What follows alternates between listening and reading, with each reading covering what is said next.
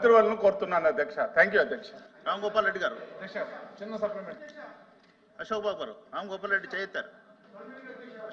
రామ్ గోపాల్ రెడ్డి గారు మాట్లాడతారు. అశోక్ బాబు.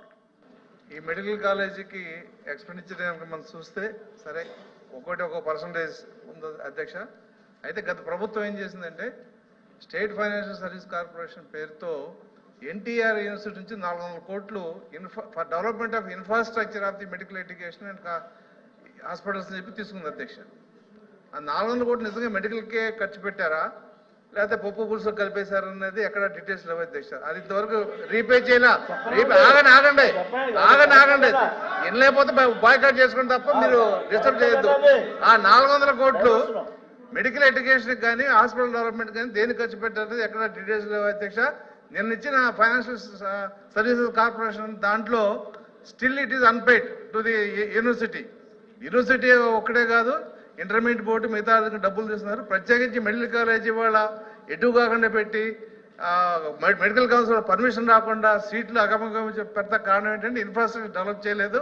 మరి దాని మీద మినిస్టర్ గారు సావధానంగా మనకి సమాధానం చెప్పాలి. మీ ద్వారా నేను కోరుతున్నాను అధ్యక్ష. ఆ 400 కోట్లు ప్రభుత్వం నుంచి తెచ్చుకోగలుగుతారా? ఎందుకంటే అది NTR university, it is under the health ministry.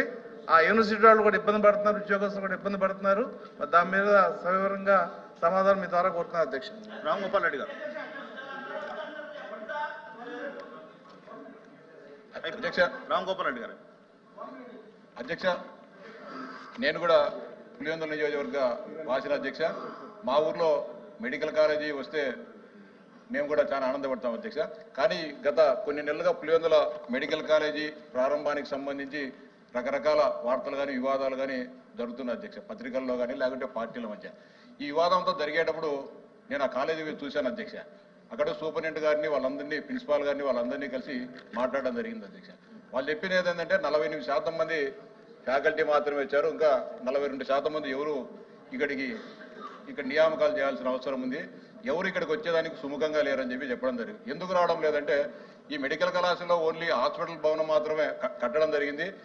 దీనికి సంబంధించిన ఎవరైనా డాక్టర్లు రావాలంటే ఇక్కడ కనీస మౌలిక సౌకర్యాలు ఉండాలా, వాళ్ళ క్వార్టర్స్ ఇవన్నీ ఉండాలా. అంతేకాకుండా పిల్లలు కూడా ఇప్పుడుండే పరిస్థితిలో బయట ఎక్కడన్నా రూములు తీసుకొని అక్కడ జరపాల్సింది తప్ప విద్యార్థులకు సంబంధించిన హాస్టల్స్ కానీ లేవు. కాబట్టి అనేక రకాలైన అసౌకర్యాలు పులివెందుల మెడికల్ కళాశాలలో ఉన్నాయి. కాబట్టి డాక్టర్లు కూడా వచ్చేదానికి సుముఖంగా లేరు. అంతేకాకుండా కాంట్రాక్టర్ కూడా చేయాల్సిన బిల్లులు దాదాపు 27 కోట్ల రూపాయలు పెండింగ్లో ఉన్నాయి అధ్యక్ష. అంతేకాకుండా మంత్రి గారు ఇందాక చెప్పాక 210 కోట్ల రూపాయలు విలువైన పనులు చేయాల్సి ఉన్నాయి. ఎన్ని నేపథ్యంలో ఆ మెడికల్ కళాశాల ప్రారంభించలేకపోయారు తప్ప వేరే ఆలోచన లేదు అధ్యక్ష. అంతేకాదు 150 సీట్లు రావాల్సిన మెడికల్ కాలేజీలో 50 సీట్లు ఇచ్చినారంటే అక్కడ సౌకర్యాలు లేవనే కదా అధ్యక్ష. కాబట్టి వచ్చే విద్యా సంవత్సరానికైనా కూడా ఇవన్నీ కూడా పూర్తి చేసి వచ్చే విద్యా సంవత్సరం నుంచి పులివెందుల మెడికల్ కళాశాల ప్రారంభించాలని చెప్పి మీ ద్వారా గౌరవ మంత్రి గారికి విజ్ఞప్తి చేస్తాను అధ్యక్ష. లాస్ట్ వన్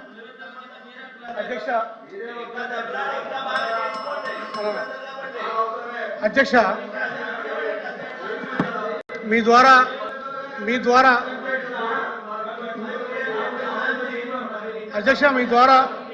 గవర్నర్ మంత్రి గారిని అడుగుతున్నాను అధ్యక్ష. యాజ్ అ లేమెన్ అడుగుతున్నాను అధ్యక్ష. మొన్న August 15th స్పీచ్లో నరేంద్ర మోడీ గారు 2 ఇష్యూస్ మీద కాన్సన్ట్రేట్ చేశారు అధ్యక్ష. ఒకటి ఉమెన్ సేఫ్టీ, 2 మెడికల్ హెల్త్ మీద చేశారు అధ్యక్ష. అందులో భాగంగా మనకి ఇన్ని మెడికల్ కాలేజీలు శాంక్షన్ చేశారు, వచ్చినాయి. 5 పూర్తి చేసుకున్నాం, 5 రన్నింగ్లో ఉన్నాయి.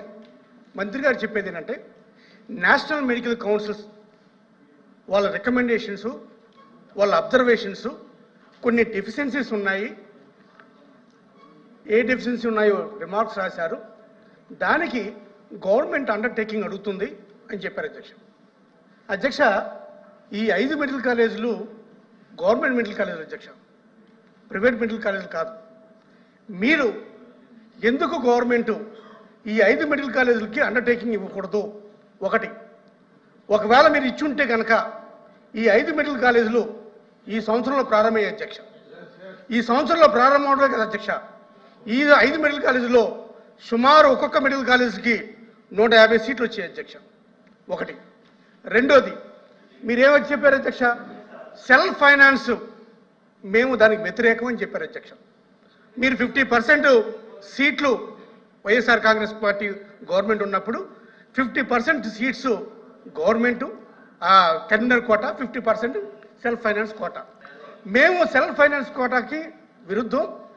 జగన్మోహన్ రెడ్డి గారు మెడికల్ సీట్లు అమ్ముకుంటున్నాడు అని చెప్పి వాళ్ళు చేశారు అధ్యక్ష. నేను మీ ద్వారా సభను అడుగుతున్నాను అధ్యక్ష, మీ ద్వారా గవర్నమెంట్ మంత్రి గారు అడుగుతున్నాను అధ్యక్ష. అధ్యక్ష, మీరు ఈ ప్రభుత్వ కళాశాలని పీపీపీ మోడల్లో వెళ్తున్నారా? పూర్తిగా ప్రభుత్వమే ఈ మెడికల్ కళాశాల నిర్వహణ జరుగుతుందా? రెండే సూటి కోసం అధ్యక్ష. మాకు ఈ సభకు కూడా అంత సమయం లేదు. ఎస్ ఆర్ నో అంతే అధ్యక్ష. Thank you. ఓకే, మంత్రి గారు. ఇందులో సామెత ఉంది అధ్యక్ష, చౌచూహా కాకే బిల్లి హజ్ నిక్లా అని. 100 ఎలకలు తిన్న బిల్లి ప్రాయచిత్తం కోసం అడ్డుకుపోయిందట అధ్యక్ష. విధ్వంసం సృష్టించి 8,840 కోట్లు ఖర్చు పెట్టాల్సి ఉంటే కేవలం 1,400 కోట్లు మాత్రమే ఖర్చు పెట్టి ఈ రాష్ట్రంలో వైద్య విద్య చదవాలనుకున్న పేద కళలను ఛిద్రం చేసిన వాళ్ళు ఇవాళ మళ్ళీ అడుగుతున్నారు అధ్యక్ష. అధ్యక్ష కూర్చోవాలి. అధ్యక్ష, సామెత అంటే కూడా అర్థం కాని మహామేధావులు అధ్యక్ష ఇప్పుడు వాకౌట్ చేయడానికి సాకు చూస్తున్నారు అధ్యక్ష వినాలి అధ్యక్ష, అన్నిటికీ సమాధానం చెప్తా, వినమనండి అధ్యక్ష నా విన్నపం అధ్యక్ష, అన్నిటికీ సమాధానం చెప్తా. సెల్ఫ్ ఫైనాన్స్ స్కీము అధ్యక్ష, ఫస్ట్ ఫేజ్ కాలేజీల్లో, సెకండ్ ఫేజ్ కాలేజీలో వచ్చిన పాడేరులో సెల్ఫ్ ఫైనాన్స్ తెచ్చిందే వాళ్ళ అధ్యక్ష. నేను అది చెప్పే ప్రయత్నం చేస్తున్నాను. సెల్ఫ్ ఫైనాన్స్ తెచ్చింది మీరు కాదా? జగన్మోహన్ రెడ్డి గారి ప్రభుత్వం కాదా? సమాధానం చెప్పమనండి అధ్యక్ష. కాదంటే చెప్పండి అధ్యక్ష, తెచ్చింది ఎవరు? సెల్ఫ్ ఫైనాన్స్ స్కీమ్ మెడికల్ కళాశాలల్లో తెచ్చింది ఎవరు? తెచ్చిన వాళ్ళు ఇవాళ బురద చల్లే ప్రయత్నం చేస్తున్నారు, ప్రాయశ్చిత్తం ఇవ్వమని మాకు కోరుతున్నారు అధ్యక్ష. ఇది సమాధానం చెప్పాలి అధ్యక్ష మొదటిసారి. సరే, రెండో ప్రశ్న అధ్యక్ష, ఇంక వాళ్ళు అధ్యక్ష సాకు వెతుకుతున్నారు అధ్యక్ష. వాకౌట్కి నేను ముందే విన్నవించాను అధ్యక్ష, వాకౌట్ కోసం అధ్యక్ష